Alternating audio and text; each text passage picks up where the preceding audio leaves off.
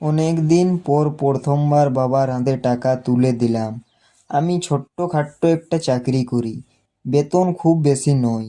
তবুও নিজের উপার্জনের টাকা বাবাকে দিতে পেরে মনে অন্যরকম আনন্দ অনুভব করলাম। বাবা সারা জীবন আমাদের জন্য কষ্ট করেছেন, নিজের চেয়েও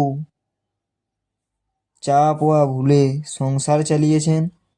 আজ তার হাতে সামান্য কিছু টাকা দিতে গিয়ে মনে হলো আমি একটু হলেও তাদের দায়িত্ব ভাগ করে নিতে পেরেছি। বাবা এই কথাটা শুনে একটু থমকে গেল। বাবা টাকাটা হাতে নিয়ে মুচকি হেসে বললেন, তুই ভালো থাকলে আমি খুশি।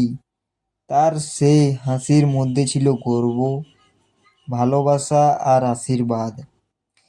সেই দিন বুঝলাম টাকার পরিমাণ বড় নয়, ভালোবাসা আর সম্মানের মূল্যই সবচেয়ে বেশি।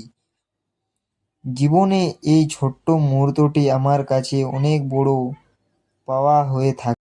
আমি তোমাদেরকে একটা কথা বলতে চাই, আরও ভালো ভালো গল্প শোনার থাকলে দয়া করে চ্যানেলটিকে সাবস্ক্রাইব করবেন, কিন্তু ভুলবেন না।